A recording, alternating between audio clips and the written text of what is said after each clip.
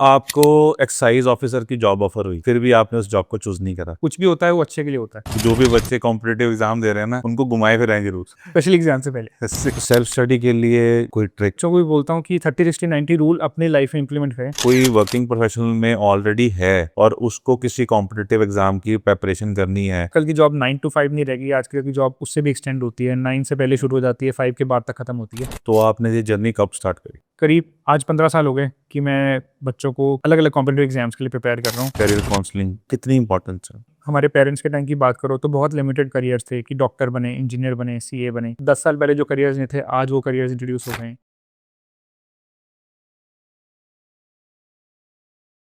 नमस्कार दोस्तों, और स्वागत है आपका एक और एक्साइटिंग एपिसोड में, जहां हम अपने माइक पे लेके आते हैं एक और ऐसे माइंडसेट को जिन्होंने बहुत सारे कॉम्पिटिटिव एग्जाम्स को क्रैक करा है।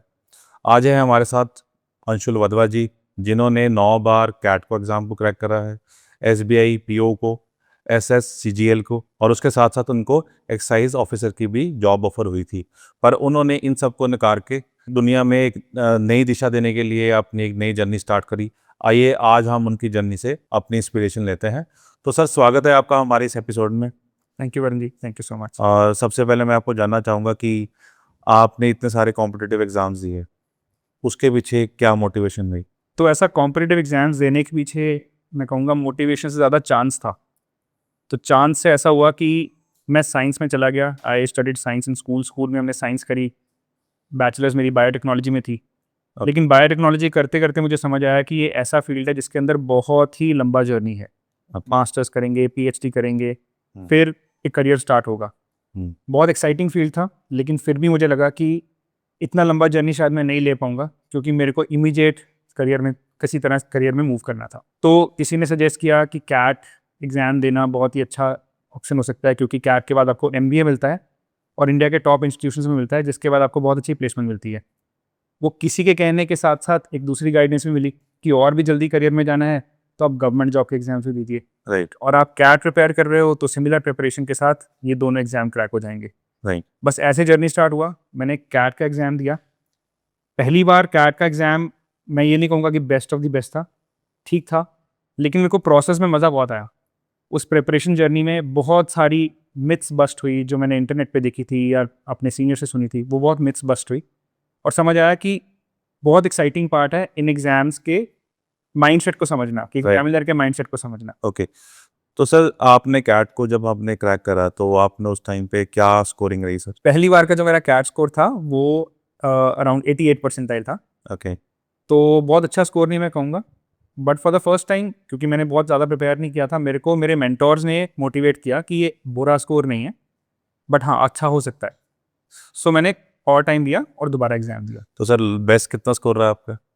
बेस्ट अभी तक 99.92 परसेंटाइल है। वेरी नाइस सर, बहुत सारे लोगों का सपना है सर। सर, आपने उसके साथ साथ एसबीआई पीओ का भी अपने अपना क्लियर किया, जी। उसके पीछे क्या कारण था सर? जब आप टेस्ट क्रिकेट खेलना शुरू करते हैं तो वनडे में भी थोड़ी थोड़ी आपकी स्किल बनती है, राइट। थोड़ी थोड़ी T20 में भी स्किल बनती है। राइट। तो बस वो थोड़ी स्किल में ही टेस्ट करने के लिए मैंने गवर्नमेंट जॉब एग्जाम देना शुरू किया। तो एसबीआई पीओ भी ऐसे ही किसी की गाइडेंस थी कि गवर्नमेंट जॉब में इमीडिएट आप जा सकते हैं, तो इसलिए मैंने वो एग्जाम दिया। सर, आपको एक्साइज ऑफिसर की जॉब ऑफर हुई, जी फिर भी आपने उस जॉब को चूज नहीं करा, जी जी। तो सर रिग्रेट कितना रहा? कुछ टाइम के लिए तो बहुत रिग्रेट था, लेकिन धीरे धीरे समझ आया कि कुछ भी होता है वो अच्छे के लिए होता है। तो मैं शायद उसलिए नहीं बना था, मैं शायद इसलिए बना था कि मैं अपनी जो ये चीज़ें सीख रहा हूँ उसको आगे किसी को समझा पाऊँ, गाइड कर पाऊँ उसके लिए। तो इसलिए फिर मैंने ये फील्ड चुना। राइट।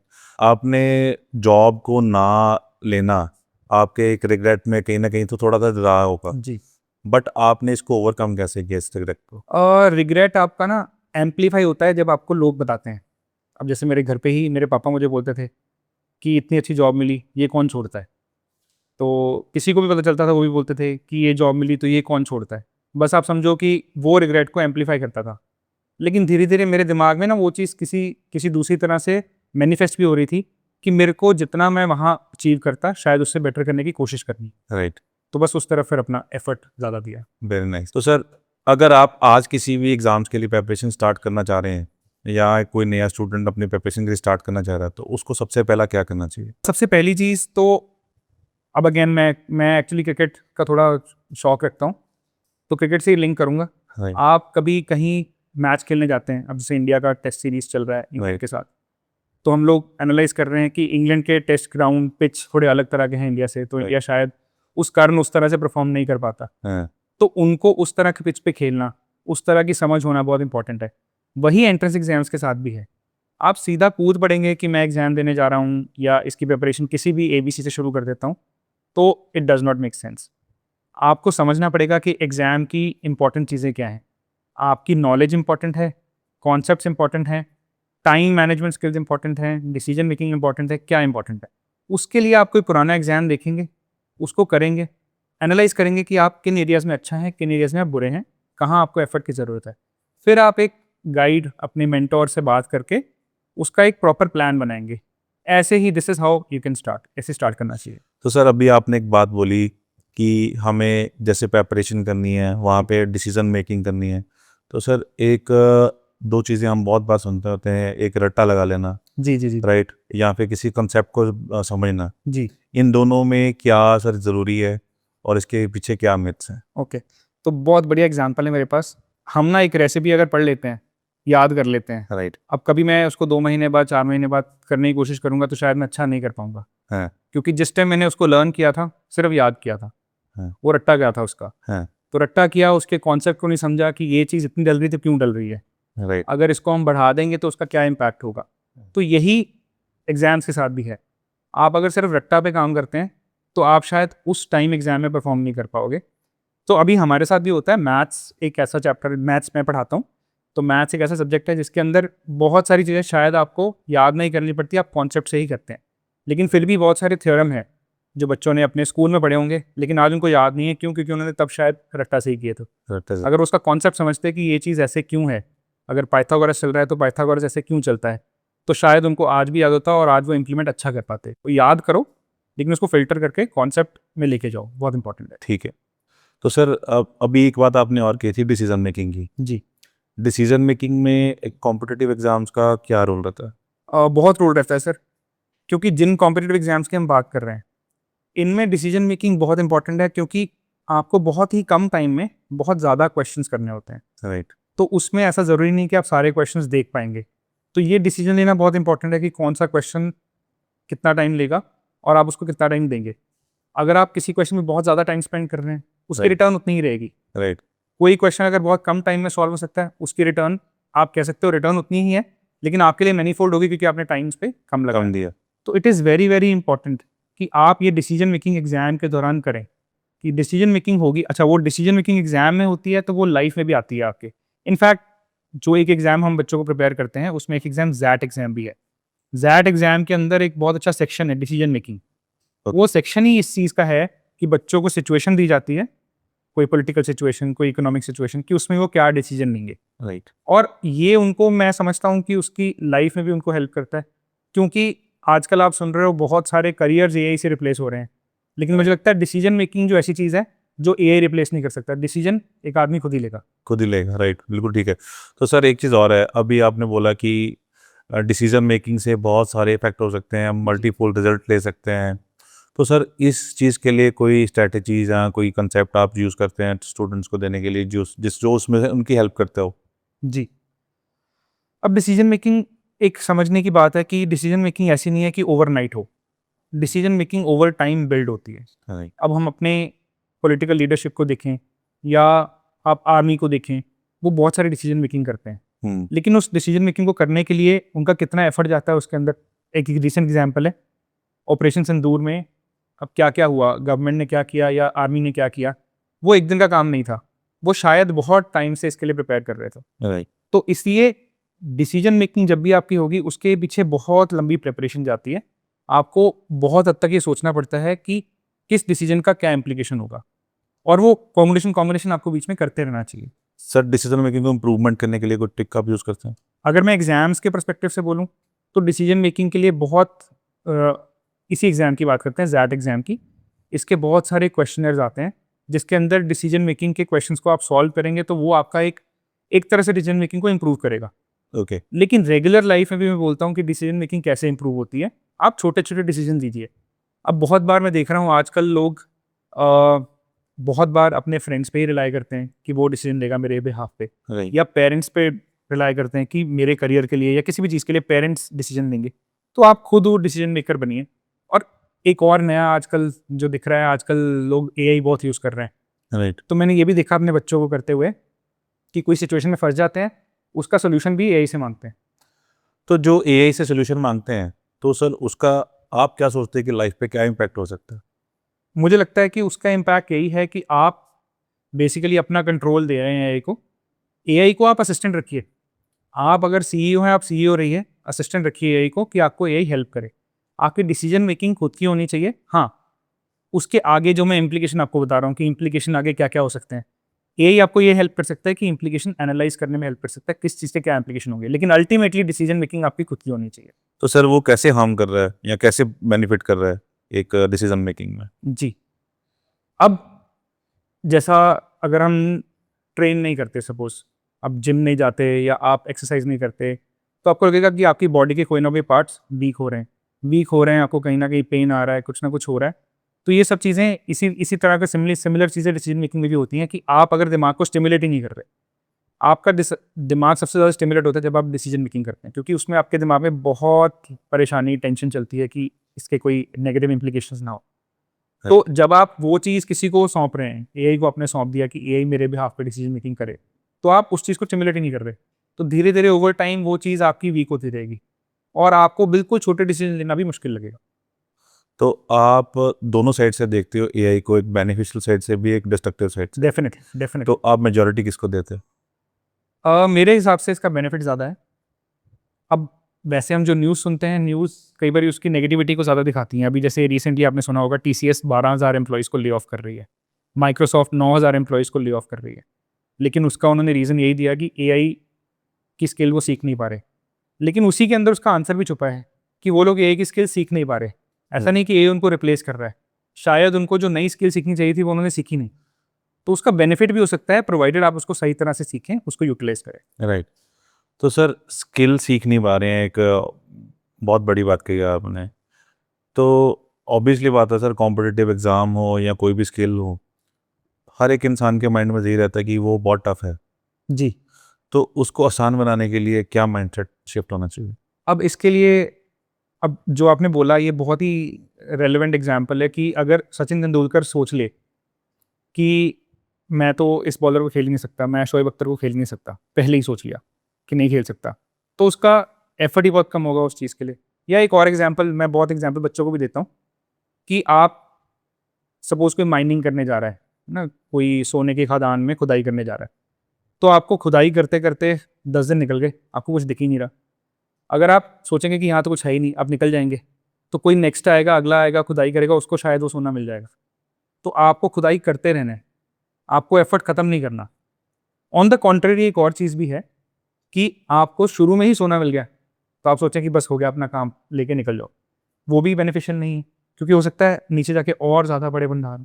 तो आपको ज़रूरी है कि कंसिस्टेंट एफर्ट कब तक करना है, इसी चीज़ के लिए आप एफर्ट करें कि आप कंसिस्टेंट एफर्ट करें। आपको आपका मेंटर उसके अंदर हेल्प कर सकता है या कोई गाइड आपको हेल्प कर सकता है उसके। उस माइंडसेट को चेंज करने के लिए सबसे पहले तो जो वो डिसीजन ले रहा है, उसको ये समझना ज़रूरी है कि मेरे को कब तक इस पे एफर्ट देना है।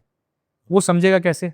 जैसे आपको मैं बता रहा हूँ कि आपके पेरेंट्स आपको हेल्प कर सकते हैं। पेरेंट्स मैं समझता हूँ आपके करियर में चीयर लीडर्स की तरह होते हैं। Okay. उनको आपको स्पेस देनी चाहिए कि आप जो कर रहे हैं वो ठीक कर रहे हैं। वो आपको बताएँगे कि अभी गिव अप नहीं करना। ऐसे ही आपका कोच है, आपका मेंटर है, वो आपको सजेस्ट करेगा कि यहाँ इस पॉइंट पे गिव अप नहीं करना है, अभी और जाना है। अब जब वो चीज़ आपको बार-बार हैमरिंग होगी, तो फिर आप वो उस चीज़ को आगे कर राइट, ठीक है। तो अभी आप कह रहे हो कि आपके कहने का मतलब है कि parents is the starting point जो हेल्प कर सकते हैं माइंडसेट चेंज करने के लिए और किसी भी कॉम्पिटिटिव को एग्ज़ाम को आसान बनाने के लिए। जी। तो सर पेरेंट्स का क्या मेजर रोल होना चाहिए और किस तरह से उनको एक स्टूडेंट की कॉम्पिटिटिव एग्ज़ाम में अगर कोई जा रहा है, उसकी प्रिपरेशन कर रहा है, तो उसको कैसे हेल्प करनी चाहिए? कैसे उसके माइंडसेट पे उसको पॉजिटिव इफेक्ट देना चाहिए? जी। जैसा मैंने आपको कहा कि पेरेंट्स इस जर्नी में चीयर लीडर्स की तरह हैं। तो आप देखते हैं इस चीज़ का इफ़ेक्ट कि चीयर लीडर्स या ऑडियंस होती है, ऑडियंस का बहुत बड़ा इम्पैक्ट होता है। अगर आपको चीयर कर रही है ऑडियंस, तो आप और अच्छा परफ़ॉर्म करते हैं। वो सेम केस पेरेंट्स के साथ भी है। पेरेंट्स आपको सपोर्ट करें हर चीज़ में। अगर आप अच्छा नहीं कर पा रहे, आपका मॉक टेस्ट अच्छा नहीं हुआ, आपके मार्क्स अच्छे नहीं आ रहे, तो इंस्टेड ऑफ पेरेंट्स उस पर प्रेशर दें, उससे अच्छा है पेरेंट्स आपको मोटिवेट करें कि इस बार नहीं अच्छा हुआ तो अगली बार अच्छा होगा। तो पेरेंट्स का वो सपोर्ट बहुत बहुत ज़रूरी है, ओके। क्योंकि वो सपोर्ट नहीं होगा तो बच्चा सकम करेगा, और वो सकम ना करे उसके लिए पेरेंट्स ही उसको पुश करेंगे। राइट। तो सर ऐसी कौन सी एक गलती है जो पेरेंट्स नॉर्मली करते हैं अपने बच्चे को सपोर्ट करने का टाइम? अभी वैसे आज के टाइम में पेरेंट्स, मैं देख रहा हूँ, बहुत सपोर्टिव हो रहे हैं। पेरेंट्स समझ रहे हैं इस चीज़ को, इस चीज़ के इम्पैक्ट को, कि उनकी साइकी या उनकी जो साइकोलॉजी बच्चे के ऊपर काम करती है वो किस तरह से काम करती है। बट फिर भी हमारी मूवीज़ ने भी कुछ ऐसा ट्रेंड बनाया है। अभी रिसेंटली मैंने दोबारा से एक मूवी देखी, बदमाश कंपनी, आपने बहुत पहली मूवी देखी होगी शायद। तो बदमाश कंपनी में शाहिद कपूर के ऊपर उसके फादर का बहुत प्रेशर था कि अभी 3 महीने बचे हैं, MBA कब करेगा। अरे उसको प्रेशर 3 महीने का क्यों देना है? अगर वो कुछ और करना चाह रहा है, आप उसके लिए मोटिवेट करिए। अगर वो बिज़नेस करना चाह रहा है, आप उसके साथ बैठ के बात करिए कि किस तरह का बिज़नेस हो सकता है, कैसे हो सकता है। और अगर बाई चांस वो बिज़नेस काम नहीं करता तो तू वापस MBA करेगा। उस MBA के लिए मैं तेरे को फिर से सपोर्ट करूँगा। इस तरह की सपोर्ट इज़ व्हाट बच्चे सीख करते हैं, और पेरेंट्स को वो देनी चाहिए। तो सर ये तो आपने हमने पेरेंट्स की बात कर ली, वो गलती क्या करते हैं सर? जो स्टूडेंट्स ऐसी क्या गलती करते हैं? स्टूडेंट्स, अगेन मैं फिर से उसी एग्जांपल पे आऊँगा जो गोल्ड माइन वाली एग्जांपल थी। स्टूडेंट्स बहुत जल्दी या तो गिव अप करते हैं या बहुत जल्दी ग्रेटिफाई हो जाते हैं कि सब हो गया। जिसमें सबसे बड़ी चीज़ ये है कि गिव अप जल्दी करते हैं। क्योंकि जो हम कॉम्पिटिटिव एग्जाम्स की बात कर रहे हैं, वो चाहे कैट की बात करें या गवर्नमेंट जॉब्स की बात करें, ये कंपेटिटिव एग्जाम, उनके नाम में लिखा है कि कंपेटिटिव है, और वो इतने लोग अपीयर हो रहे हैं। अगर मैं कैट का डेटा दूं तो अप्रॉक्सीमेटली 3 लाख लोग अपीयर हो रहे हैं। ओके। तो बच्चे, ऐसा ज़रूरी नहीं है हर बार उसमें अच्छा परफॉर्म करेंगे। उस चीज़ को देख के गिव अप करना, वही बच्चे को उस चीज़ को सीखना पड़ेगा कि गिव अप करना इज़ नॉट द ऑप्शन। आपको पुश करना है। अगर एक बार नहीं हुआ तो दूसरी बार हो जाएगा। मैं उनको, जो मेरे पास कैट पढ़ने आते हैं, उनको मैं एक और एग्जांपल देता हूँ कि आप UPSC वाले को देखो, वो आपसे भी बड़े कॉम्पिटिशन में है। लेकिन अगर वो गिव अप कर दें, अच्छा गवर्नमेंट भी उनको इतने चांसेस क्यों दे रही है? एक बारी क्यों नहीं कि आप एक बारी एग्जाम दीजिए उसके बाद खत्म। आपको चॉइसेस मिल रही हैं, आपको चांसेस मिल रहे हैं, वो इसीलिए मिल रहे हैं कि वो चाहते हैं कि आप गिव अप ना करें। तो बच्चों के लिए ज़रूरी है किसी भी पॉइंट पे गिव अप ना करें। उन्होंने शुरू किया, मुश्किल लग रहा है जर्नी, कोई बात नहीं, आप सपोर्ट लो, हेल्प लो, लेकिन गिव अप मत करो। सर आपने जैसे गिव अप करने की बात करी है, मोस्टली बच्चे गिव अप कर देते हैं। जी। अगर उसको पेरेंट्स भी सपोर्ट कर रहे हैं, उसके मेंटर भी सपोर्ट कर रहे हैं, हम्म, और वो मोटिवेटेड भी है, हम्म, और वो गिव अप करने की तक कगार पे पहुंच गए हैं, हम्म। उस मोटिवेशन को कंटिन्यू कैसे करें? उसमें मेंटोर का, पेरेंट्स का ये रोल होगा कि अंडरस्टैंड करना कि वो गिव अप करने के पीछे रीज़न क्या हो रहा है। उसके लिए बात करनी पड़ेगी उस टाइम पे। उसके साथ मेरे को एक एग्जांपल याद आ रहा है। मेरा एक बहुत अच्छा स्टूडेंट था, तो वो स्टूडेंट को बहुत अच्छे कॉलेज में एडमिशन मिला, लेकिन वो जाना नहीं चाह रहा था वहाँ पे, और उसको कोई दूसरा कॉलेज चाहिए था। ओके। अब क्योंकि पहला कॉलेज भी अच्छा था, तो पेरेंट्स की तरफ से बहुत पुश था कि उधर जाना ही जाना है, जाना ही जाना है।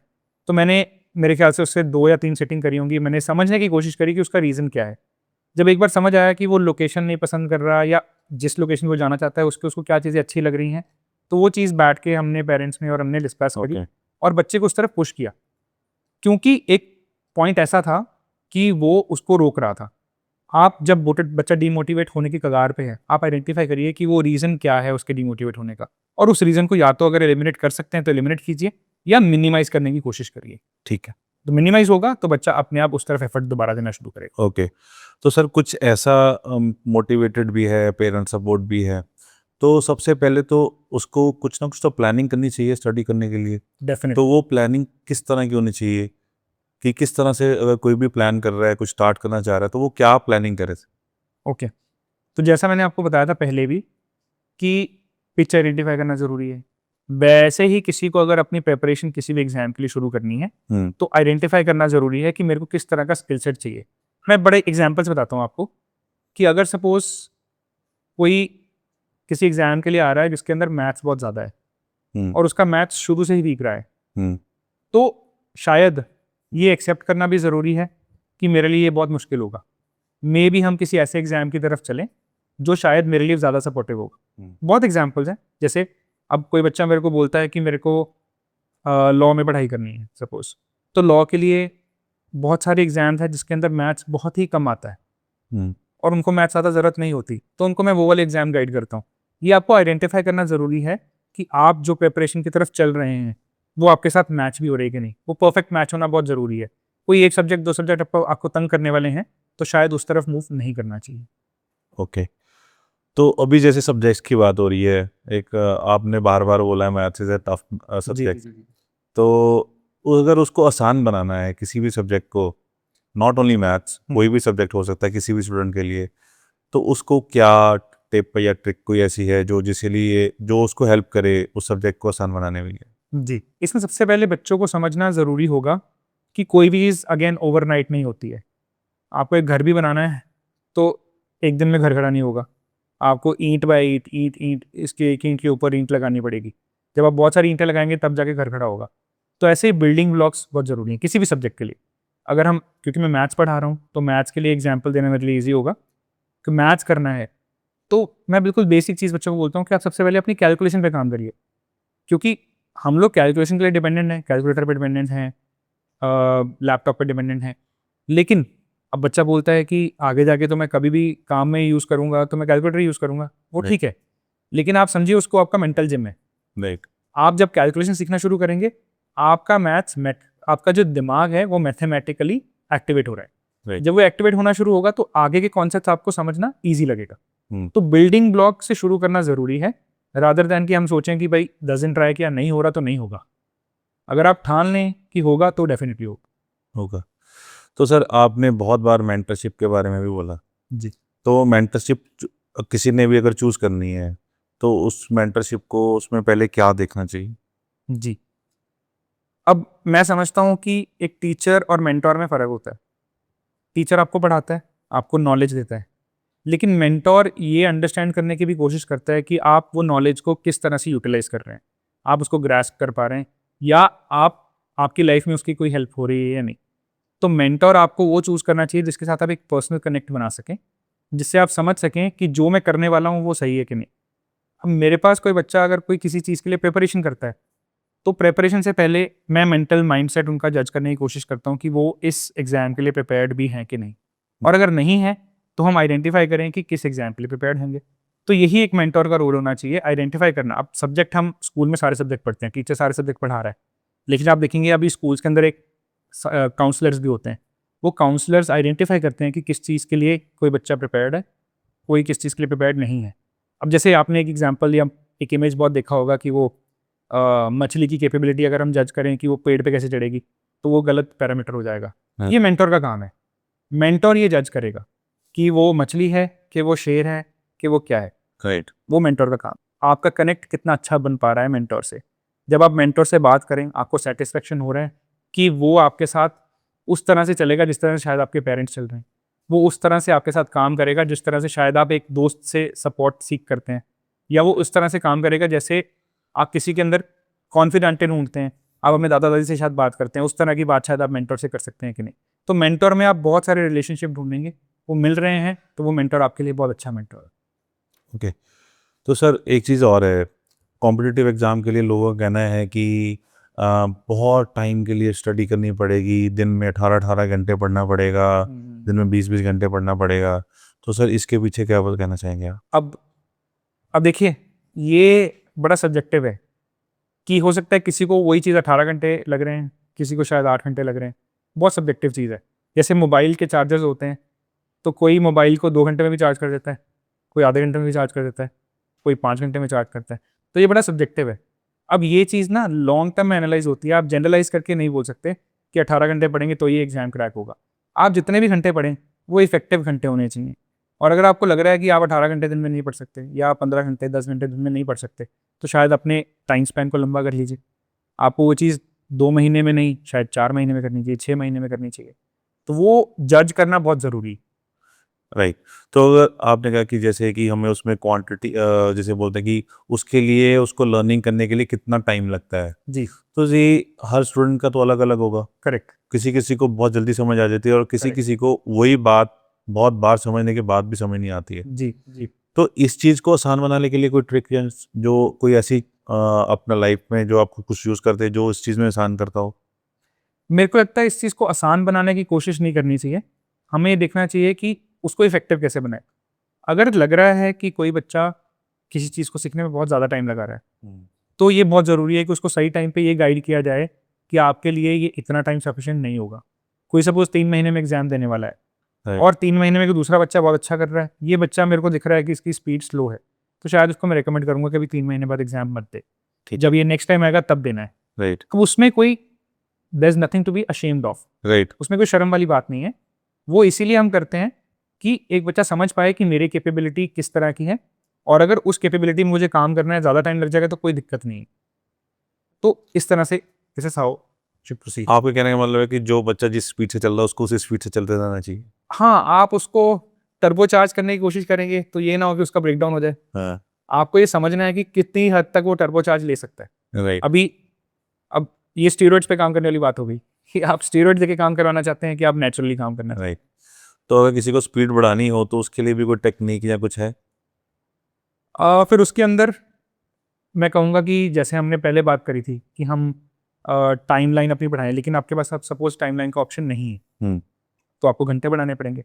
क्योंकि अच्छा, अब मेरे ख्याल से अगर हम किसी एग्जाम की बात करें, किसी में कोई सब्जेक्ट्स आ रहे हैं जो सब्जेक्ट्स आपके वीक हैं, तो उसकी फाउंडेशन करने का अगर आपके पास टाइम नहीं है, तो मे बी वो एरियाज चूज किए जाएं जो एरियाज आपको एक्चुअली हेल्प करेंगे उस एग्जाम को जल्दी क्रैक करने में।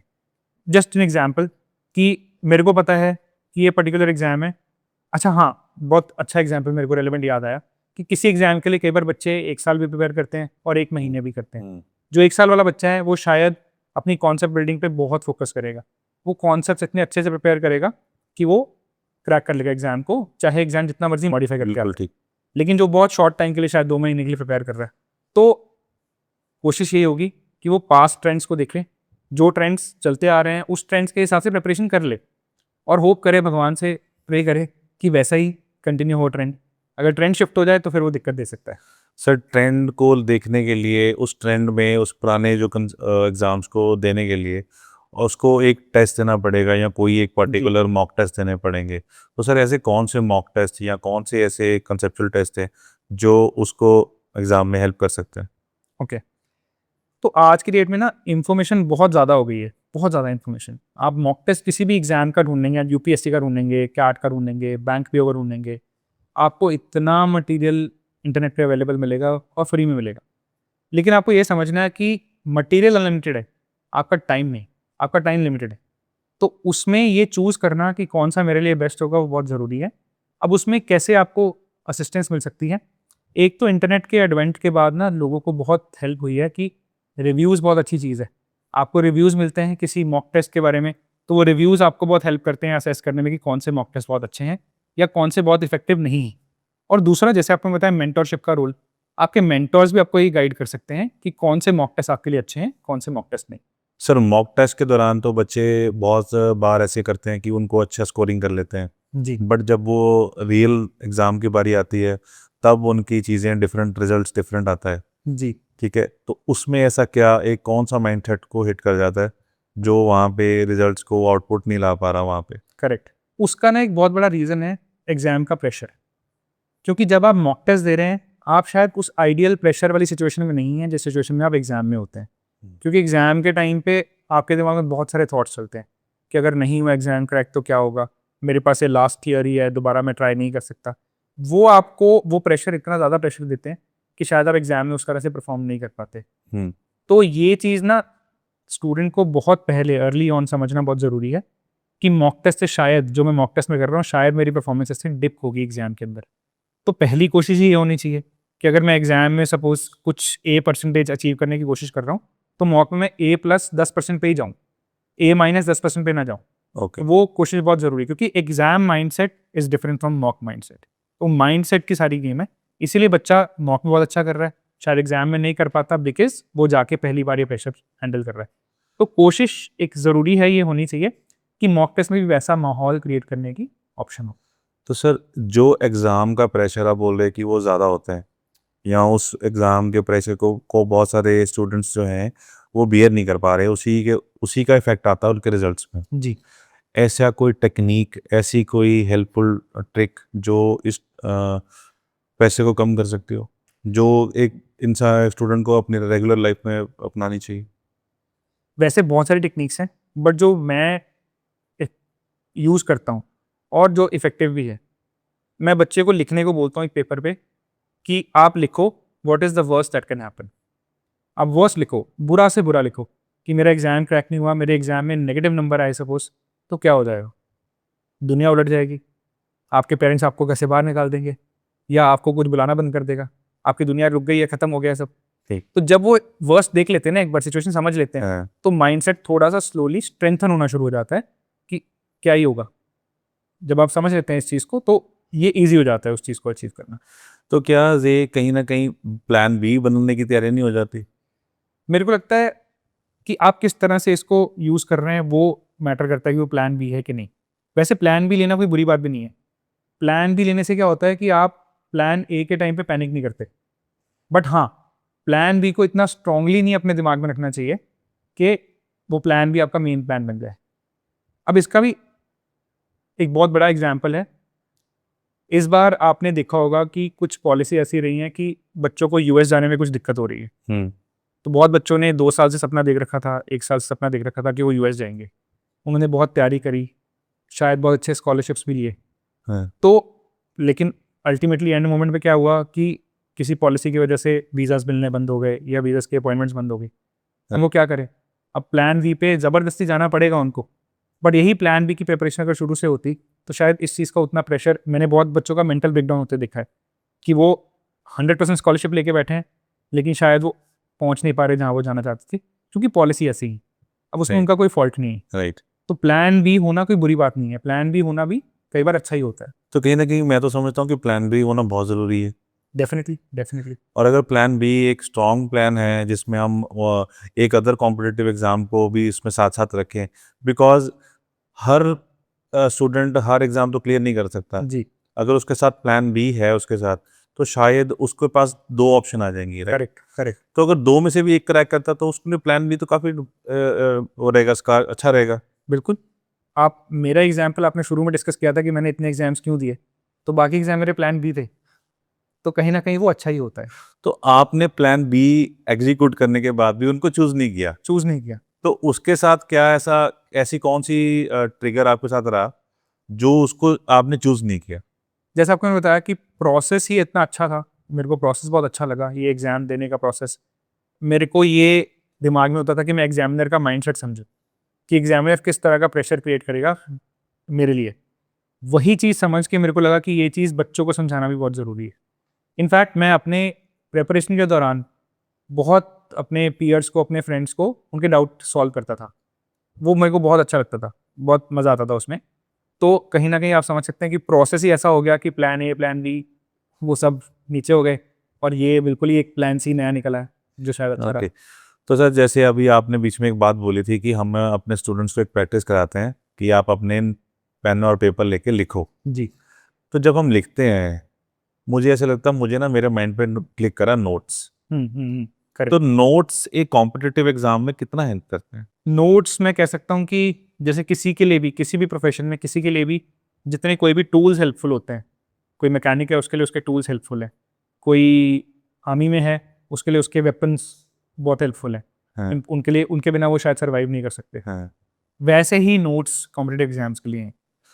तो जिन लोगों को, जिन स्टूडेंट्स को डिफ़िकल्टी होती है कोई भी कंसेप्ट को समझने के लिए, तो क्या उनको नोट्स हेल्प करता? डेफिनेटली करते हैं, क्योंकि ये नोट्स आपको रिविजिट करने में असिस्टेंस देते हैं, क्योंकि आप हर टाइम वो चीज़ दोबारा दोबारा कैसे लेंगे, आप अपने नोट से ही लेंगे। इनफैक्ट अभी तो आजकल तो इतना टेक्नोलॉजी इतना ग्रो कर रही है कि आपके पास वीडियोस का ऑप्शन है, वीडियो नोट्स का ऑप्शन है, कि आप जो टीचर आपको बोल रहा है वो रिकॉर्ड हो रहा है, वो भी आपके लिए विजुअल नोट्स हैं।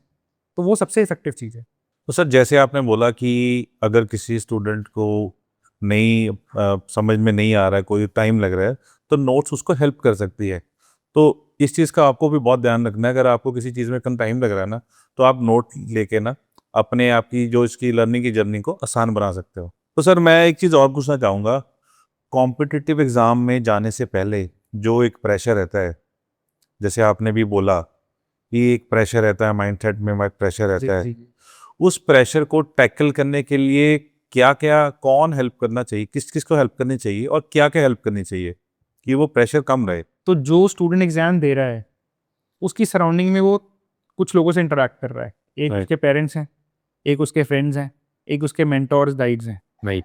तो ये तीनों लोगों को इफेक्टिवली उसको इस प्रेशर को ओवरकम करने में हेल्प करना ज़रूरी है। राइट। पेरेंट्स की तरफ से स्पेशली एग्जाम से कुछ देर पहले बहुत सपोर्टिव एनवायरनमेंट क्रिएट करने की ज़रूरत है। अगर वो पहले शायद स्ट्रिक्ट भी रहे होंगे तो शायद उस टाइम पे बहुत ही माइल्ड रहे। फ्रेंड्स की तरफ से उसको काम डाउन करना कि वो प्रेशर बहुत ज़्यादा एग्जाम का ना ले। मे बी अच्छा, अब ये थोड़ा कॉन्ट्रैक्टिंग लगेगा, लेकिन हम लोग कॉम्पिटिटिव एग्जाम में स्पेशली बच्चों को बोलते हैं कि आप एग्जाम से 3-4 दिन पहले पढ़ाई बंद कर दो, ठीक। अब पढ़ो मत, क्योंकि ये स्कूल का एग्जाम, बोर्ड का एग्जाम नहीं है।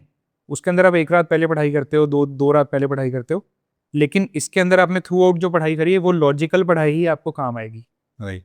तो उसके लिए 2-3 दिन आप अपने आप को फ्रेश करो, क्योंकि उस दिन आपका दिमाग बहुत फ्रेश चाहिए। तो मेंटर का ये रोल होगा उनको डी स्ट्रेस करना, फ्रेंड्स का रोल होगा मे बी उनको हेल्प करना, मे बी उनको कहीं बाहर लेके जाना, और पेरेंट्स का रोल होगा उनको बिल्कुल सपोर्टिव एनवायरनमेंट दे। तो सर इसका मतलब है कि फ्रेंड्स का जो रोल है ना, जो भी बच्चे कॉम्पिटिटिव एग्जाम दे रहे हैं ना, उनको घुमाए फिराएं जरूर। हाँ, है ना? स्पेशली एग्जाम से पहले। एग्जाम से पहले। तो सर आपने एक बात और बहुत बढ़िया करी है कि डी स्ट्रेस करना। जी तो ये सर स्ट्रेस और डी स्ट्रेस वाली अगर हम बात करें, तो ये जो स्ट्रेस आता है ना वो बिल्कुल कॉम्पिटिटिव एग्जाम से पहले पहले आता है। हम्म। उस टाइम पे उस चीज़ को कंट्रोल कैसे करनी चाहिए? अब इसके अंदर ना मेरे को लगता है कहीं ना कहीं मेडिटेशन का भी बहुत बड़ा रोल है, क्योंकि मेडिटेशन आपको हेल्प करती है अपने दिमाग को काम करने में। स्ट्रेस आने का रीज़न है कि आपका दिमाग बहुत सारी पॉसिबिलिटीज़ पहले ही एक्सप्लोर करना शुरू कर देता है कि एग्जाम में ऐसा हो गया तो क्या होगा, एग्जाम नहीं क्रैक हुआ तो क्या होगा। तो आपको उसको पॉज देना ज़रूरी है। वो पॉज देने के लिए मुझे लगता है कि इफेक्टिवली अगर स्टूडेंट्स ट्राई करें कि not only before exam, general भी एग्जाम से चाहे 3 महीने पहले भी वो ट्राई करें। ये मुश्किल है ट्राई करना, कि एटलीस्ट 1 महीना वो 10 मिनट बिना किसी थॉट्स के शांति से ब्रीदिंग एक्सरसाइज करें और बैठें। ये करना मुश्किल है, लेकिन 30 दिन कर लेंगे तो बहुत इफेक्टिव हो सकता है आगे तक। मतलब 30 डेज बिफोर एग्जाम्स?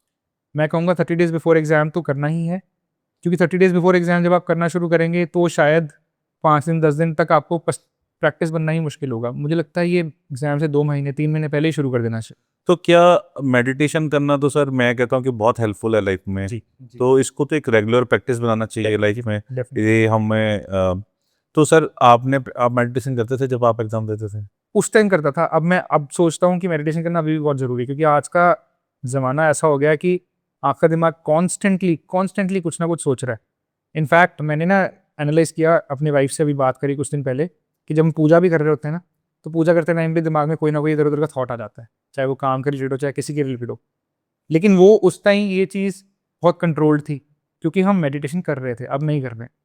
तो वो मेडिटेशन करना मुझे लगता है बच्चों के लिए तो ज़रूरी है ही है, सबके लिए ही, फॉर एवरी प्रोफेशनल बहुत इंपॉर्टेंट है। तो आपने जैसे बोला कि आप जब आप कॉम्पिटिटिव एग्जाम दे रहे थे तब आप मेडिटेट करते थे, जी, तो तब आपको मेडिटेशन ने कितनी हेल्प करी सर? मेरे को लगता है कि मेरे को काम डाउन करने में अगर हेल्प किसी चीज़ ने किया है सबसे ज़्यादा, तो वो मेडिटेशन नहीं किया। और फर्स्ट टाइम आपको मैंने अभी बताया कि मैंने 2 बार एग्ज़ाम, शुरू में जब एग्ज़ाम पहली बार दिया था तो उतना अच्छा रिजल्ट नहीं था। उसका मैं समझूंगा एक रीज़न ये भी था कि मैं बहुत प्रेशर में एग्ज़ाम दे रहा था। मेरे लिए वो डू एंड डाई सिचुएशन था। लेकिन नेक्स्ट टाइम जब मैंने एग्ज़ाम दिया वो शायद ज़्यादा डू एंड डाई था, लेकिन क्योंकि मैं मेडिटेट कर रहा था, मैं शांति से उस एग्ज़ाम को अप्रोच किया और उसके रिजल्ट्स इवन बेटर आए। सर आज की डेट में ना ग्रुप स्टडी एक बहुत ही कॉमन सा वर्ड हो गया है, चाहे वो कॉम्पिटिटिव एग्ज़ाम हो, चाहे वो स्टूडेंट स्कूल की एक एग्ज़ाम्स की प्रिपरेशन हो।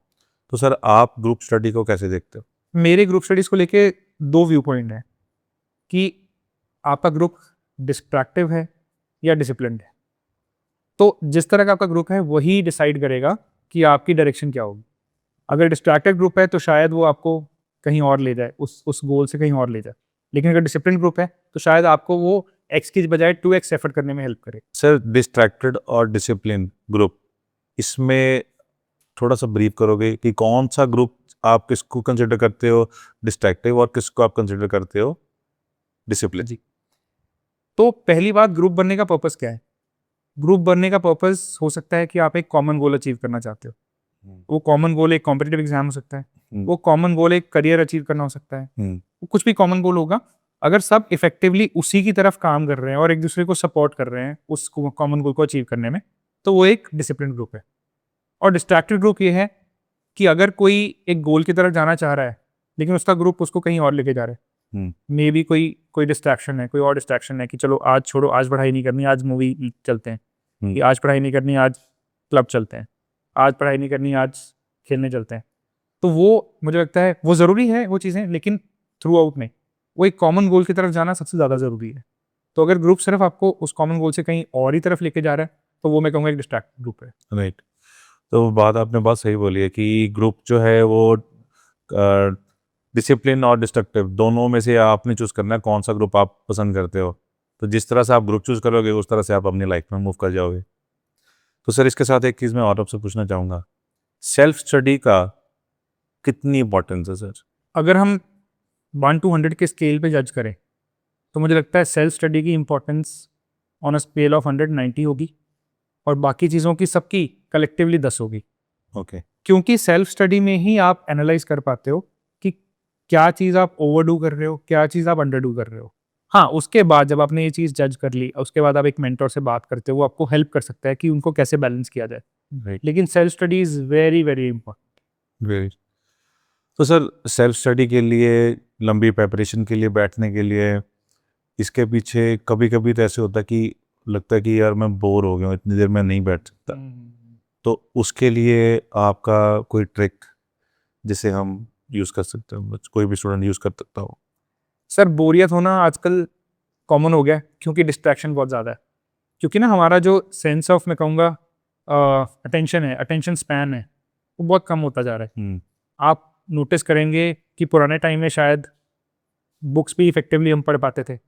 धीरे धीरे बुक्स को मूवीज़ ने रिप्लेस कर दिया, धीरे धीरे मूवीज़ को यूट्यूब वीडियोज़ ने रिप्लेस कर दिया, और यूट्यूब वीडियोज़ को शॉर्ट्स ने रिप्लेस कर दिया। तो हम ना इंस्टेंट ग्रेटिफिकेशन चाहते हैं, तो बोरियत ऑब्वियसली बहुत जल्दी आती है। लेकिन वो बोरियत से निकलने का तरीका भी यही है कि आप कुछ देर की ब्रेक लें, लंबी ब्रेक्स में लें। बहुत ज़्यादा लंबी ब्रेक्स ले लेंगे तो शायद आप वापस जाना बहुत मुश्किल होगा। मैं अपने लाइफ में एक एग्जांपल ऑब्जर्व कर रहा हूँ कि मैंने जितनी बार भी कभी कुछ इफेक्टिव शुरू किया, जैसे कोई वर्कआउट शुरू किया, तो एक दिन ब्रेक ले लिया, दोबारा चले गए, तो वो ठीक है, वो वापस कंटिन्यू हो गया। लेकिन जब आप हफ्ता ब्रेक ले लेते हो, फिर आपको दोबारा जाना बहुत मुश्किल लगता है, क्योंकि आपको वो एक्टिविटी तब बोर्डम लगना शुरू हो जाती है, और ये एक्टिविटी ज़्यादा ग्रेटिफाई करती है। राइट। तो आप अपनी ग्रेटिफिकेशन चूज़ करें कि ग्रेटिफिकेशन कहाँ होगी। उसका एक टूल भी है कि आप कैसे अपने आप को थोड़ा फोकस्ड रखें। तो सर वो टूल क्या है? मैं सोचता हूँ कि उसके लिए ना बच्चों को सबसे बड़ा डिस्ट्रैक्शन आपके हाथ में है, फ़ोन। तो वो डिस्ट्रैक्शन रहेगा, ज़रूरी है, आज की लाइफ में सबके पास फ़ोन होना ज़रूरी है। लेकिन वो डिस्ट्रैक्शन क्यों है? क्योंकि उसका हम ओवर यूज़ कर रहे हैं। फ़ोन जिस पर्पज़ के लिए था, शायद उस पर्पज़ के लिए यूज़ नहीं कर रहे, सिर्फ उस पर्पज़ के लिए यूज़ नहीं कर रहे, लेकिन बहुत सारे और पर्पज़ेज़ के लिए यूज़ कर रहे हैं। तो एक पाइथागोरस में होता है 30 60 90, 30 degree angle, 60 degree angle, 90 degree angle. बड़ा कॉमन ट्रायंगल है ये पाइथागोरस का। ऐसे ही मैं बच्चों को भी बोलता हूँ कि 30 60 90 रूल अपनी लाइफ में इंप्लीमेंट करें। वो 30 60 90 रूल क्या होगा कि आप सुबह उठते ही 30 मिनट्स फ़ोन को टच ना करें। ठीक। फिर आप कुछ भी काम करके आए, अपनी कोचिंग क्लास से आए, अपनी स्कूल से आए, कहीं से भी वापस आए, ट्यूशन से वापस आए, 60 मिनट्स फ़ोन को टच ना करें, ओके। और सोने से 90 मिनट्स पहले फ़ोन को टच ना करें। ओके। अच्छा, एक बड़ा इफेक्टिव ये मैं बच्चों को जब बताता हूँ तो पूछते हैं फिर फ़ोन टच कब करें? तो ये भी बड़ी इंपॉर्टेंट चीज़ है कि ये चीज़ जब आप करना शुरू करेंगे ना, तो वो यूसेज अपने आप मिनिमाइज़ होगी। आप उसको सिर्फ़ और सिर्फ़ इम्पोर्टेंट पर्पज़ के लिए यूज़ करेंगे। आपका डिस्ट्रैक्शन कम होगा, बोरियत जल्दी नहीं होगी। सर आपने बोला कि फ़ोन को जो यूज़ करना चाहिए था उस तरह से यूज़ नहीं कर रहे। जी। सर वो क्या यूज़ करना चाहिए था? देखिए, फ़ोन पहली बात तो बना था कम्युनिकेशन के लिए। वो कम्युनिकेशन थ्रू पहले था, थ्रू वॉइस कम्युनिकेशन हो, फिर थ्रू मैसेजेस कम्युनिकेशन हो, फिर ईमेल्स के थ्रू कम्युनिकेशन हो। फ़ोन एक कम्युनिकेशन का ज़रिया ही था। फ़ोन एंटरटेनमेंट का ज़रिया नहीं था। राइट। अब फ़ोन बन गया एंटरटेनमेंट का ज़रिया। तो हम सारा दिन थ्रू आउट एंटरटेनमेंट ढूँढते हैं, और ये सिर्फ़ बच्चों के साथ नहीं है, ये बड़ों के साथ भी है। बड़ों को भी कब 10 मिनट फ्री मिलेंगे, तो वो अपने साथ वालों से बात करने के बजाय फ़ोन देखना ज़्यादा पसंद करेंगे। तो ये पर्पज़ नहीं था एक्चुअली, जो अब बन गया है। तो कहीं ना कहीं फ़ोन भी आप समझते हो कि एक मेजर डिस्ट्रैक्शन पॉइंट है किसी भी लाइफ में? Definitely 100% phone is a distraction. तो सर जैसे अभी आपने बताया कि जो भी हम लॉन्ग प्रैक्टिस करते हैं, स्टडी करते हैं, तो सर उसको इन्हांस करने के लिए क्या टेक्निक्स यूज़ हो सकती हैं? तो एनहांस करने के लिए बहुत ज़रूरी है कि आपका कभी भी बर्नआउट ना हो, क्योंकि किसी चीज़ को आप लगातार बार-बार करते रहेंगे, वो स्ट्रॉन्ग तो होगी, लेकिन शायद किसी टाइम पे आपका उसका बर्नआउट भी आ जाएगा। हम्म। तो एक बुक है, बहुत अच्छी बुक है, आउटलायर्स, मैल्कम ग्लैडवेल की बुक है, जिसके अंदर उन्होंने बोला है कि 10,000 आवर्स रूल है कि आप कोई चीज़ को 10,000 घंटे कर लेंगे तो आप उसमें मास्टर हो जाएंगे। हम्म, लेकिन एक मॉडिफाइड वर्जन जो मैंने सोचा उसका, जो सोचा नहीं देखा है, ऑब्जर्व किया है कि 10,000 घंटे लगातार नहीं, ऐसा नहीं है कि आप 10,000 घंटे लगातार ही करेंगे, आपको बीच में ब्रेक्स की चाहिए। आपको ब्रेक्स चाहिए इस चीज़ के लिए कि जो आप 10,000 घंटे में कर रहे हो वो इफेक्टिव बने। अब जैसे आप आर्मी वालों का एग्जाम्पल लीजिए, आर्मी वाले थ्रू आउट गोलियां लेके लड़ते थोड़ी रहते हैं, राइट, उनके पास बहुत सारी एक्टिविटीज़ करने को हैं। आप मूवीज़ देखते हैं, आर्मी वालों की मूवीज़ देखते हैं, कोई मिलिट्री मूवीज़ देखते हैं, तो उसमें देखते हैं वो खेल भी रहे हैं, राइट, कोई स्पोर्ट खेल रहे हैं, बास्केटबॉल खेल रहे हैं, लक्ष्य मूवी में आपने देखा होगा फुटबॉल खेल रहे हुए उनको। तो ये सब चीज़ें बहुत ज़रूरी हैं कि आपका बर्नआउट किसी भी चीज़ में ना हो। तो जैसा मैंने एक बार पहले शेयर किया था कि मेडिटेशन आपके दिमाग को काम डाउन करने के लिए, specially from exam perspective. Okay, second, कोई भी चीज़ जो आपको हेल्प करती है डी स्ट्रेस करने में, वो कोई गेम हो सकती है, वो कुछ भी ऐसी एक्टिविटी हो सकती है, जैसे आपको लिखना पसंद है, बुक लिखना पसंद, आप कुछ भी लिखना चाहते हो, ब्लॉग बनाते हो, वो करना पसंद है, वीडियोस बनाना पसंद है, वो करे। कलरिंग करना किसी को पसंद हो सकता है, किसी को स्केचिंग करना पसंद हो सकता है, राइट, किसी को कुछ आर्ट में कुछ करना पसंद हो सकता है। थर्ड, बहुत सारे मेरे स्टूडेंट्स भी हैं जो एक्सरसाइज पे बहुत फोकस देते हैं, राइट, वो वैसे बहुत ज़रूरी है, बट हो सकता है किसी का वो बहुत अच्छा पैशन हो, तो आप उसको भी साथ साथ परस्यू करिए, राइट, ताकि जो आप पढ़ाई कर रहे हैं उसमें आपका बर्नआउट ना हो। तो किसी भी एक्टिविटी के लिए ज़रूरी है कि उसमें पॉजेस देके, ब्रेक देके, डी स्ट्रेस होके वापस उसमें जाना बहुत ज़रूरी है। तो इसमें तो सर आपने बहुत सारी हॉबीज करा दी, जिसमें पेंटिंग करना जी। या कोई भी क्रिएटिव काम करना। तो सर क्रिएटिविटी काम करने के लिए भी उसको डी स्ट्रेस होना ज़रूरी है, राइट? तो वो इसमें कितनी हेल्पफुल है? क्रिएटिव काम करना ही मुझे लगता है खुद में डी स्ट्रेसिंग एक्टिविटी है, रादर दैन कि उसके लिए भी डी स्ट्रेस होना पड़े, फिर तो बहुत ज़्यादा स्ट्रेस है लाइफ में। राइट, क्रिएटिव एक्टिविटी कुछ भी करना वो इसीलिए हम करते हैं कि वो अपने दिमाग को अच्छे हार्मोन्स रिलीज करता है, खुशी वाले हार्मोन्स रिलीज करता है। राइट, तो वो चीज़ परस्यू करने के लिए मुझे लगता है कि आपको कोई एक्सटर्नल फोर्स ना हो, आप इंटरनली ही उस चीज़ को कर रहे हो, और आप कुछ चीज़ जो करते आ रहे हो आपको अच्छी लगती है, उसको आप बहुत इफेक्टिवली कर सकते हो आगे। मेरे पास बहुत ऐसे स्टूडेंट्स आते हैं जो अच्छे लेवल पे कुछ ना कुछ कर रहे हैं। मेरे पास एक बॉडी बिल्डिंग चैंपियन है, जो साथ में पढ़ाई कर रहा है कैट के लिए। Okay, I have another student जिसकी जो बहुत अच्छी डांसर हैं और ओके, बहुत अच्छे प्लेटफॉर्म पे वो डांस कर रही हैं, ओके। लेकिन साथ साथ उसने पढ़ाई करी, बहुत अच्छे इंस्टीट्यूशन में एडमिशन भी लिया है। तो ये बहुत ज़रूरी है। तो सर अभी आपने जैसे बताया कि एक बॉडी बिल्डर हैं या किसी और वर्किंग प्रोफेशनल में है, तो अगर कोई वर्किंग प्रोफेशनल में ऑलरेडी है और उसको किसी कॉम्पिटिटिव एग्ज़ाम की प्रिपरेशन करनी है, जी। तो सर उसको सबसे पहले क्या प्लानिंग करनी चाहिए? किस तरह से उसको अपना प्लान बनाना चाहिए कि वो भी कॉम्पिटिटिव एग्ज़ाम को क्लियर कर ले? तो वर्किंग प्रोफेशनल्स जो सबसे ज़्यादा प्रॉब्लम फेस करते हैं वो टाइम मैनेजमेंट फेस करते हैं, क्योंकि वो बहुत लंबा टाइम ऑलरेडी जॉब कर रहे हैं। आजकल की जॉब 9 to 5 नहीं रहेगी, आजकल की जॉब उससे भी एक्सटेंड होती है, 9 से पहले शुरू हो जाती है, 5 के बाद तक खत्म होती है। तो इसमें सबसे इंपॉर्टेंट है कि वो अपनी पढ़ाई के लिए, एजुकेशन के लिए टाइम कब निकालेंगे। तो वो टाइम निकालना बहुत ज़रूरी है और वो नॉन नेगोशिएबल है। आप ये नहीं सोच सकते कि अगर मैंने 8 से 10 पढ़ाई का टाइम रखा है तो किसी दिन ऑफिस का काम आ गया तो 8 से 10 ऑफिस का काम होगा। तो फिर आप दोनों के लिए उतना ही डेडिकेटेड रहो। अगर आप वो नहीं कर सकते तो साइमल्टेनियसली दोनों चीज़ें करना बहुत मुश्किल है। आपको मैं एग्जांपल बताऊंगा कि कुछ मेरा एक स्टूडेंट है जो बॉडी बिल्डर है, और लेकिन साथ साथ वो मैनेज कर रहा है अपनी प्रिपरेशन को। ओके, और मेरे पास एक बहुत अच्छी स्टूडेंट है जो बहुत अच्छे लेवल पे डांस कर रही है, इंडिया में, सिंगापुर में, बहुत जगह उसने डांस किया है और बहुत अच्छे प्लेटफॉर्म्स पे डांस किया है, लेकिन अब उसकी एडमिशन बहुत अच्छे इंस्टीट्यूशन में हुई है क्योंकि वो कॉन्स्टेंटली दोनों चीज़ें मैनेज कर रही थी। सर दोनों चीज़ें मैनेज करने के लिए सबसे ज़रूरी है? ये समझना कि दोनों का टाइम इंपॉर्टेंट है। अगर आप 2 एक्टिविटीज़ ले रहे हैं तो बहुत ही इंपॉर्टेंट है कि दोनों चीज़ें आप इक्वल टाइम दीजिए। अब धोनी की एग्जांपल लेते हैं, तो धोनी विकेट कीपर भी है और कैप्टन भी है। तो दोनों चीज़ें साइमल्टेनियसली मैनेज करना मुश्किल है, लेकिन he had been doing it. तो उसके लिए आपको कंसिस्टेंटली अपने दिमाग को ट्रेन करना पड़ता है कि इन दोनों का अपना टाइम है। दोनों को कंसिस्टेंटली उतना एफर्ट चाहिए। तो सर आपने इसमें टाइम मैनेजमेंट पे काफ़ी फोकस करा है। जी। तो टाइम मैनेजमेंट करने के लिए भी कोई आप टेक्निक यूज़ करते हैं? टाइम मैनेजमेंट करने के लिए सबसे इम्पोर्टेंट है वो, केबीसी में बोलते हैं टिक-टिकी जी। तो आप टिक-टिकी जी रखिए अपनी जेब में, आपका फ़ोन है वो आपकी टिक-टिकी है। तो आपने अगर अपना टाइम टेबल बनाया है, पहली बात तो टाइम टेबल हर कोई बनाता नहीं, वो बहुत इंपॉर्टेंट है टाइम टेबल बनाना। क्योंकि जैसा मैंने बहुत बार पहले डिस्ट्रैक्शंस को बताया, फ़ोन की यूसेज को बताया, वो चीज़ें हम कहीं फैक्टर इन नहीं करते टाइम में। वो चीज़ें फैक्टर इन करना भी ज़रूरी है कि मेरा ये लेजर टाइम है जिसमें मैं शायद फ़ोन यूज़ करूँ, और ये मेरा पढ़ाई का टाइम है, तो इसमें मेरी कोई डिस्ट्रैक्शन नहीं चाहिए।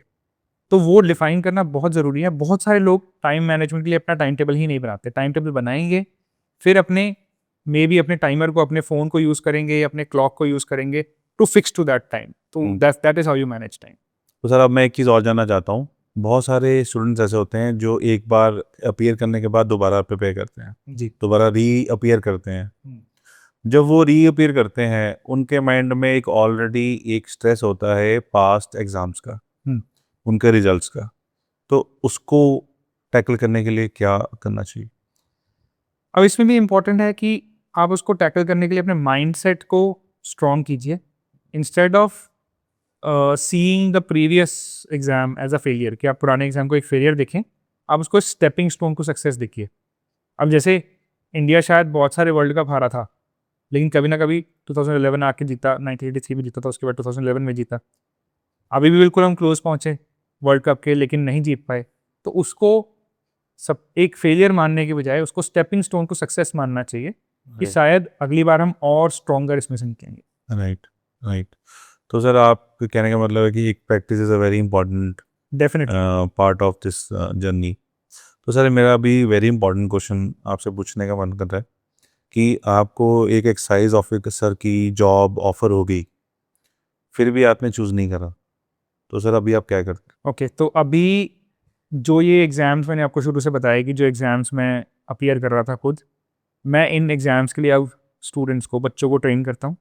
And apart from that, over the years मेरी थोड़ी हैबिट रही है कि मेन स्ट्रीम से हट के थोड़ा अलग तरह की लर्निंग करने की।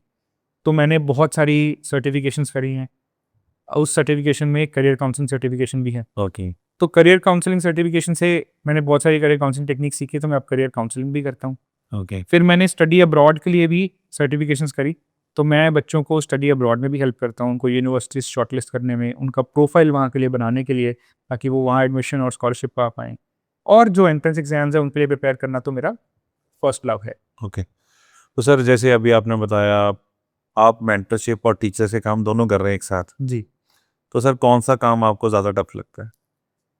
मेरे को लगता है कि दोनों काम साइमल्टेनियसली चलें तो बहुत बढ़िया है। आप अकेला टीचर रह के भी बच्चों को एक सक्सेस के पाथ पे नहीं लेके जा सकते, अकेला मेंटर रह के भी नहीं। या तो ये दोनों दोनों लोग अलग अलग रोल प्ले कर रहे हैं और इकट्ठे आपस में इंटरेक्ट कर रहे हैं। राइट, बट हमारे केस में ऐसा है कि हम ही टीचर्स और हम ही मेंटर्स की तरह एक्ट करते हैं। तो एज टीचर्स हम उनको सब्जेक्ट नॉलेज प्रोवाइड करते हैं, but as mentors we also see कि वो उस सब्जेक्ट नॉलेज को कितना ग्रास्प कर रहे हैं, किस तरह से इम्प्लीमेंट कर रहे हैं, और अगर नहीं कर पा रहे तो उसमें क्या इम्प्रूवमेंट की ज़रूरत है और हम कैसे उसको इम्प्रूवमेंट करने में हेल्प करें। राइट। तो सर जैसे अभी आप मेंटरशिप भी कर रहे हैं, टीचिंग भी कर रहे हैं, तो आप स्टूडेंट्स को कौन कौन से कॉम्पिटिटिव एग्जाम्स में हेल्प करते हैं सर? तो मेरे पास स्टूडेंट्स, आप कह सकते हो 11th क्लास से बच्चे शुरू हो जाते हैं जिनको मैं प्रिपेयर करता हूँ फॉर एंट्रेंस एग्जाम्स। तो सबसे पहले SAT entrance exam. SAT India में, यूएस में, in fact I would say 120 countries में एक्सेप्टेड एग्जाम है अंडर ग्रेजुएट कोर्सेज में एडमिशन के लिए। उसके लिए हम बच्चों को प्रिपेयर करते हैं। उसके अलावा जो 12th के स्टूडेंट्स हैं, जैसे आईआईटी के लिए बच्चे प्रिपेयर करते हैं, आईआईटी जेई के लिए, ऐसे ही इंडिया के बहुत ही अच्छे प्रीमियम इंस्टीट्यूशंस हैं, Indian institute of management, IIMs. Okay, उनमें भी बैचलर्स कोर्स होते हैं, हम्म, उनके लिए हम बच्चों को ट्रेन करते हैं। उसका एग्जाम होता है आईटी मैट, उसके लिए हम बच्चों को प्रिपेयर करते हैं। ओके, उसके अलावा बहुत सारी प्राइवेट यूनिवर्सिटीज़ हैं इंडिया में, जैसे नारसी मोंजी है, सिम्बायोसिस है, क्राइस्ट है, उनके अपने अपने एंट्रेंसेस हैं, उनके लिए भी प्रिपेयर करते हैं।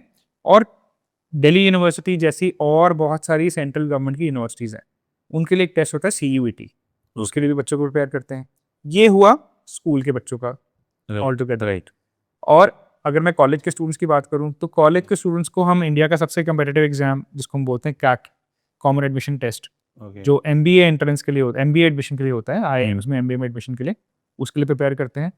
उसके अलावा ऐसे ही सिमिलर एग्जाम्स हैं, जीआरई, जीमैट। अच्छा, कैट के अलावा भी कैट के जैसे और एग्जाम है, जैसे जैट है, स्नैप है, ये प्राइवेट इंस्टीट्यूशन में एडमिशन के लिए है। ऐसे ही जीआरई, जीमैट, ये अब्रॉड में एडमिशन के लिए है। अगेन जीआरई, जीमैट ऑल्सो बहुत सारे कंट्रीज में एक्सेप्ट होते हैं, तो उनके लिए कॉमन एग्जाम जीआरई, जीमैट है। ऐसे लैंग्वेज ट्रेनिंग में आईएलटीएस, टॉफल, इन सारे एग्जाम्स के लिए बच्चों को प्रिपेयर करते हैं। फिर प्लेसमेंट के लिए, जैसे स्टूडेंट्स अपने कॉलेज में पढ़ाई करते हैं, प्लेसमेंट के लिए जाते हैं, तो प्लेसमेंट के लिए जो एंट्रेंस एग्जाम्स होते हैं, उसके लिए हम प्रिपेयर करते हैं, और गवर्नमेंट जॉब्स जो मैंने खुद से एग्जाम शुरू में दिए हैं उन गवर्नमेंट जॉब के एग्जामिनेशन के लिए भी बच्चों को हम प्रिपेयर करते हैं। तो सर आप बहुत सारी स्ट्रीम्स लाइन को आप कैटर करते हैं, तो बहुत सारे स्टूडेंट्स को आप हेल्प करते हैं। और सर बहुत सारे स्टूडेंट्स ऐसे भी होते हैं क्योंकि जो अ, एक एक्सपेंसिव टीचर या कोचिंग नहीं ले पाते, तो आप उनको कैसे हेल्प करते हो? देखिए उसमें अब मैं अपने लेवल पे बात करूं तो हमने कुछ मॉड्यूल्स उसके लिए रखे हैं। एक, हमने हर साल कोशिश करी है कि 1 या 2 स्टूडेंट्स हम बिल्कुल फ्री पढ़ाएं। वो ऐसे स्टूडेंट्स हैं जो शायद हमारी जो कोचिंग की फ़ी है शायद अफोर्ड नहीं कर सकते, उनके फैमिली सर्कमस्टांसेस नहीं है। दूसरा, हम उनको स्कॉलरशिप भी ऑफ़र करते हैं, हम स्कॉलरशिप टेस्ट लेते हैं, उसके बेसिस पे स्कॉलरशिप ऑफ़र करते हैं। और थर्ड है कि अगर इन दोनों से कैटेगरी में बच्चा फिट नहीं होता है, तो थर्ड है कि हमारे पास रिकॉर्डेड कोर्सेज़ भी हैं। तो जो हम पढ़ा रहे हैं उसको हम रिकॉर्ड करते हैं और एक कोर्स के फॉर्म में बच्चों को सेल करते हैं, जो इफ़ेक्टिवली अगर आप उसको एक क्लासरूम से कंपेयर करेंगे तो वो it is much cheaper option. Right. Sir आपने अभी बताया आप बहुत सारे कॉम्पिटिटिव एग्जाम्स के बारे प्रिपरेशन कराते हैं जो फॉरेन कंट्रीज में भी यूज़ होते हैं, जी, तो उसमें स्कॉलरशिप्स भी होती हैं। जी। तो सर इसके बारे में थोड़ा बताएं। ओके। तो अ, इंडिया में जब हम एजुकेशन लेते हैं तो एक कंस्ट्रेंट बच्चों को अगर किसी तो फीस में कंस्ट्रेंट आता है, तो हमें जो स्कॉलरशिप मिलता है वो normally on the basis of financial position मिलता है। इंडिया में जितने भी इंस्टीट्यूशन अगर कोई स्कॉलरशिप ऑफर करते हैं तो वो रादर देन मेरिट बेस बहुत कम ऑप्शंस हैं, ज़्यादा फाइनेंशियल को देख के ही आपको स्कॉलरशिप मिलते हैं। लेकिन अगर आप बाहर की बात करेंगे इंडिया से बाहर, तो बहुत ऐसे कंट्रीज़ हैं जो फाइनेंशियल प्लस मेरिट दोनों के बेसिस पे बहुत अच्छे स्कॉलरशिप्स देते हैं, जिसका एक बहुत बड़ा एग्जाम्पल यूएस है। यूएस में आपके मेरिट के बेसिस पे ही अप टू 100% स्कॉलरशिप भी मिल सकता है, चाहे आपके फाइनेंशियल पोजीशन है चाहे नहीं है, आपको 100% स्कॉलरशिप मिल सकता है। मेरे ऐसे ही एक स्टूडेंट रहे हैं जिनको पूरा 100% स्कॉलरशिप मिला है for undergraduate at course.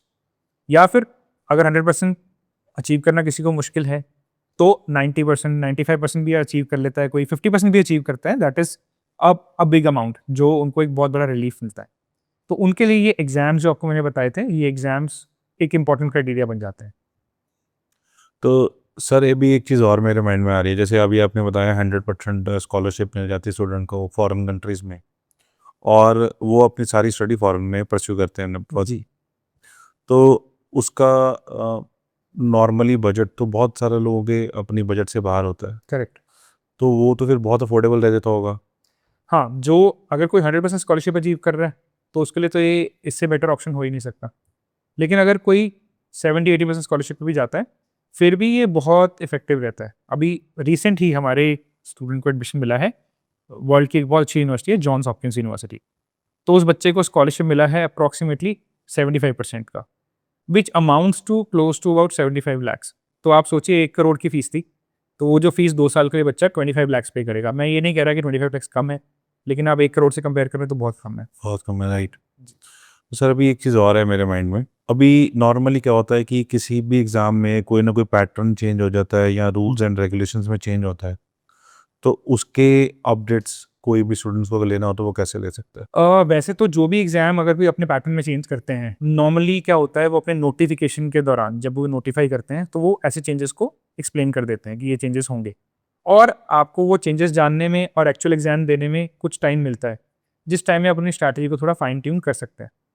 लेकिन स्टिल अगर आप बहुत आपको टाइम ही नहीं मिला सपोज़, और एग्ज़ाम में ही ऐसे कोई चेंजेस आए, तो यू हैव टू अंडरस्टैंड कि ये कॉम्पिटिटिव एग्ज़ाम का पार्ट एंड पार्सल है। ये इम्पॉर्टेंट है, वो आपको अडैप्ट करें इन्हीं चीज़ों के लिए। बट सबसे इम्पॉर्टेंट चीज़ ये है कि वो चेंज अगर आया है, वो सिर्फ़ आपके लिए नहीं आया, वो चेंज सबके लिए आया है जो एग्ज़ाम दे रहे हैं। तो जो चैलेंज आप फेस कर रहे हो, वो सब फेस करेंगे। सर अब मैं जानना चाहता हूँ कि आपने ये कोचिंग और मेंटरशिप की जो जर्नी है, इसी को क्यों चूज़ किया? ओके।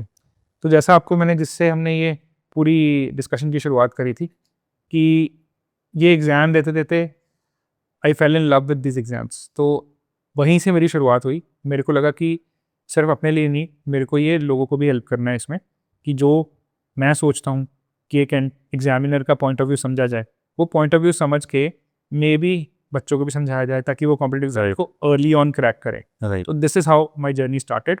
और मेरे को ये, और वो कहते हैं कि वो प्रोफ़ेशन जिसको करने में आपको मज़ा आए, वो फिर प्रोफ़ेशन आपको उतना कम्बरसम या टायरिंग नहीं लगता। तो same was the case with me. Very nice. तो सर जैसे आपने ये जर्नी स्टार्ट करी, तो आपने ये जर्नी कब स्टार्ट करी? मेरी पढ़ाने की जर्नी तो स्टार्ट हो गई थी, आप कह सकते हो जब मैं खुद पढ़ रहा था तभी। क्योंकि मैंने आपको जैसा बताया कि जब मैं खुद पढ़ रहा था, तो मैं साइमल्टेनियसली अपने साथ वाले फ्रेंड्स के सबके डाउट्स भी लेता था। फिर धीरे-धीरे फॉर्मली मुझे लगता है मैं अपने इस पूरे फ़ील्ड में जो मैं पढ़ा रहा हूँ, करीब आज 15 साल हो गए कि मैं बच्चों को मेरी अलग-अलग कॉम्पिटिटिव एग्ज़ाम्स के लिए प्रिपेयर कर रहा हूँ। खुद एग्ज़ाम देता हूँ, जानता हूँ कि पैटर्न क्या है और उस पैटर्न पे बच्चों को अवेयर करता हूँ और उनको कंटिन्यूअसली पढ़ा रहा हूँ तब से।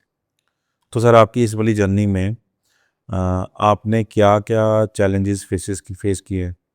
और चैलेंजेस सबसे पहले तो अब मेरे केस में ऐसा है कि एट प्रेज़ेंट मैं एक कोचिंग इंस्टीट्यूट रन करता हूँ, जो कोई भी आप कह सकते हो किसी नेशनल इंस्टीट्यूट से एफिलिएटेड नहीं है, मेरा अपना इंस्टीट्यूशन है। हुँ, तो मैंने कोई फ्रैंचाइज़ी नहीं ली।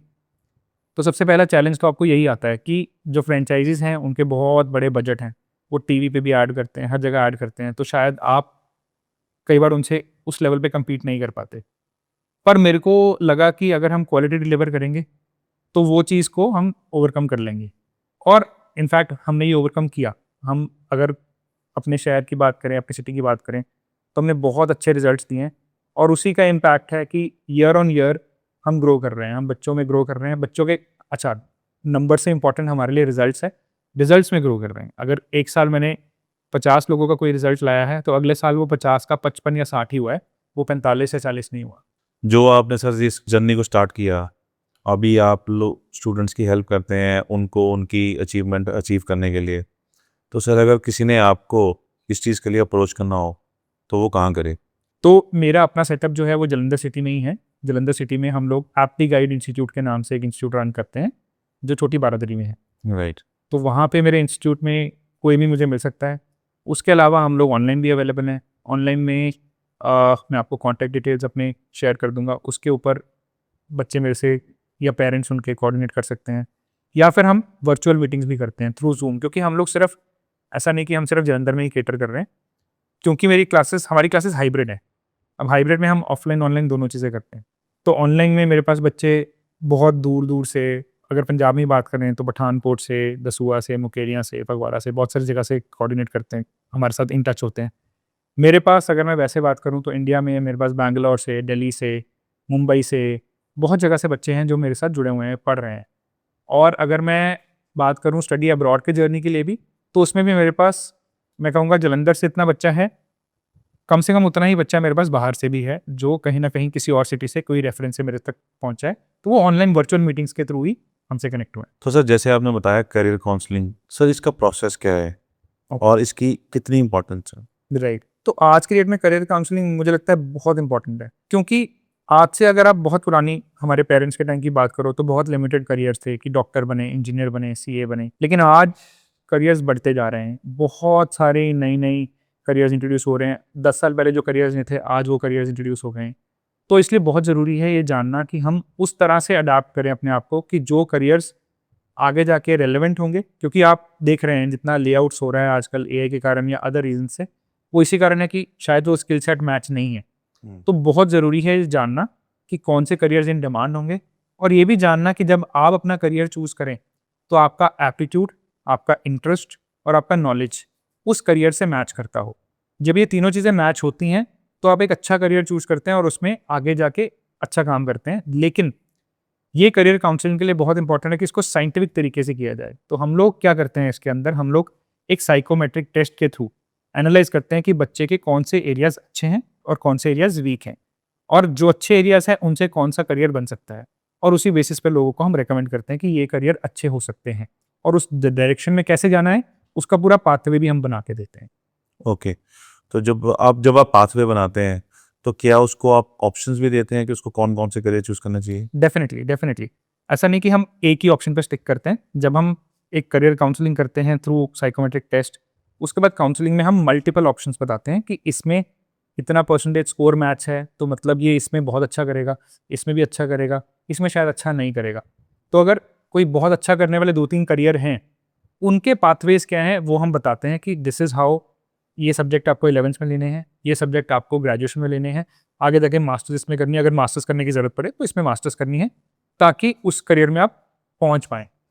तो सर एक चीज़ और है इसमें, जैसे जो उस स्टूडेंट ने चूज़ करा होगा किसी भी करियर को और आपके टेस्ट में उसके ऑपोजिट रिजल्ट्स आए, जी, तो आप उसको क्या कहते हैं? ऐसा आजकल बहुत हो रहा है, क्योंकि आजकल भी कहीं न कहीं वो सोच है कि साइंस वाले बच्चे बहुत अच्छा कर रहे हैं, कॉमर्स वाले उससे कम हैं, ह्यूमैनिटीज़ वाले उससे कम हैं। इनफैक्ट मैं अभी रिसेंटली आप मेरे इंस्टाग्राम पे चेक करेंगे तो हमने एक वीडियो भी डाला है, जहाँ एक कॉमेडियन ने आर्ट्स वालों का बेसिकली मज़ाक बनाया है। तो हमने उस चीज़ को हाइलाइट किया कि आर्ट्स वाले किन-किन पोज़ीशंस पे पहुँच रहे हैं, क्या-क्या कर रहे हैं। तो एक कई बार बच्चे डिसीजन इस प्रेशर में ले लेते हैं कि साइंस बहुत अच्छा है, अच्छे बच्चे ही साइंस करते हैं, तो वो साइंस में चले जाते हैं। लेकिन 2-3 महीने, 4 महीने बाद उनको रियलाइज़ होता है कि ये मेरे लिए फिट चीज़ नहीं है। तो उसके लिए फिर वो हमसे करियर काउंसलिंग के लिए बैठते हैं।